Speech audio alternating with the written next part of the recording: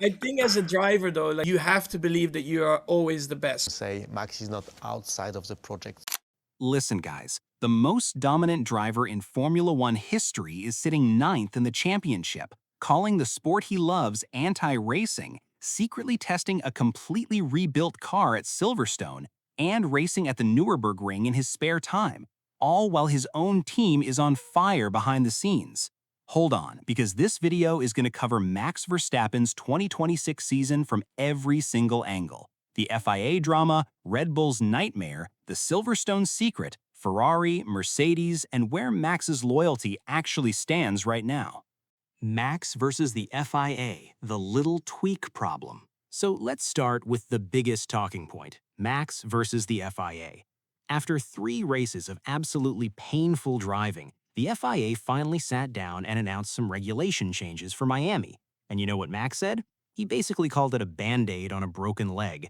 His exact words were that the regulations are fundamentally wrong, and that you can tweak them a little bit, but the core problem is still there. Now, the FIA fired back, saying the sport is not in intensive care and that it's just a patient who needs to eat a couple of apples. A couple of apples? Max is out here saying the sport feels like Formula E on steroids, and the FIA is talking about apples. And honestly, Max is not alone here. Alex Albon backed him up completely, saying the biggest issue is that this year, by driving slower, you can actually go faster. That is not Formula One. That is not racing. The tweaks they made, reducing battery recharge limits, suggesting boost power, are steps in the right direction. But as Max said himself, something is fundamentally broken, and a few number changes are not going to fix that. Red Bull's nightmare start and the Silverstone's secret.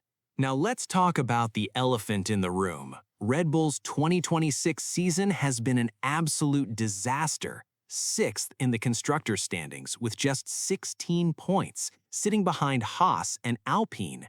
2 DNFs from power unit failures, Max qualifying in the midfield, and the RB22 described as nervous, unstable, and impossible to set up consistently across different tracks. But here is where it gets interesting.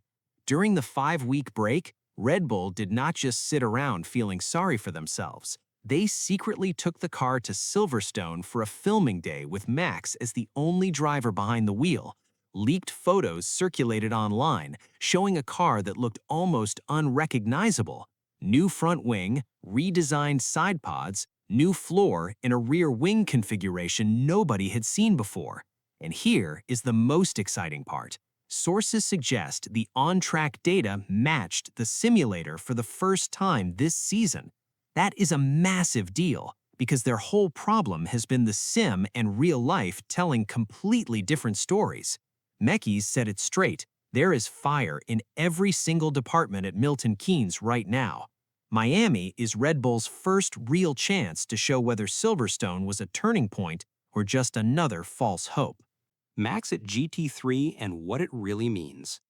Here is something that tells you everything about Max Verstappen as a person.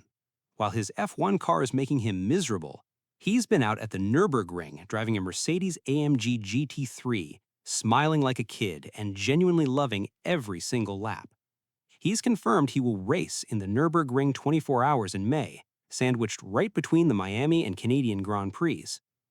He will be running under his own Verstappen Racing banner alongside teammates Juncadella, Gonon, and Lucas Auer. And in the qualifying weekend, his team was literally the first to break the 9-minute lap barrier at the Nordschleife.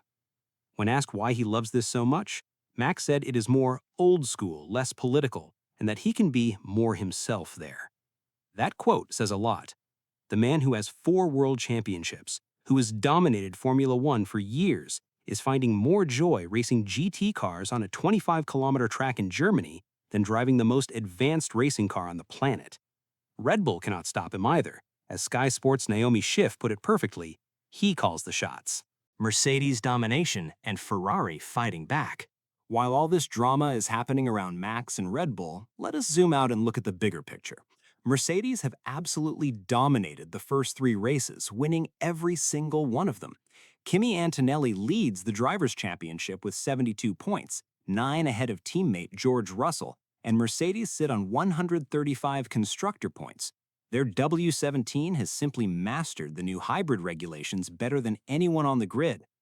Ferrari are the closest challengers in second, and honestly, they have been impressive. Leclerc and Hamilton have both podiumed, the best race starts on the grid, and Hamilton looks genuinely happier in this car than anything he drove last year. Their only weakness is straight line speed, but Ferrari has received FIA approval to use ADU, basically allowing them to specifically upgrade their power unit to close the gap to Mercedes. Vasseur said it best, a new championship starts in Miami. Every team is bringing major upgrades, and the pecking order could completely shuffle in the next few races. Max's loyalty, where does he actually stand? So with all this chaos around him, the team struggling, key people leaving, and a car he genuinely does not enjoy driving, where does Max's loyalty actually stand? Well, publicly, he has been clear. He has a contract with Red Bull until 2028, and he has said he is not looking to change teams right now. Miki's also confirmed recently that Lambiasi's move to McLaren will not push Max out of the door, calling the staff departures a tiny part of the bigger picture. But here's the reality nobody wants to ignore. Max has a contract exit clause that he can activate between August and October if he is outside the top 2 in the championship. He is currently 9th, sitting 51 points behind second place. Red Bull's Silverstone upgrades need to work, and they need to work fast, because that summer window is approaching quicker than people think. What happens next? So, to bring everything together, Max Verstappen is fighting on every single front right now. Fighting the FIA over regulations he believes are destroying the soul of Formula One. Fighting with Red Bull to bring a car that can actually compete. Finding his joy in GT3 while preparing for one of motorsport's greatest endurance challenges.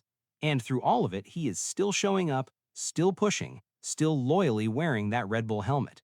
Personally, I think Miami is the most important race of Max's 2026 season. Not for the championship, but for his mindset.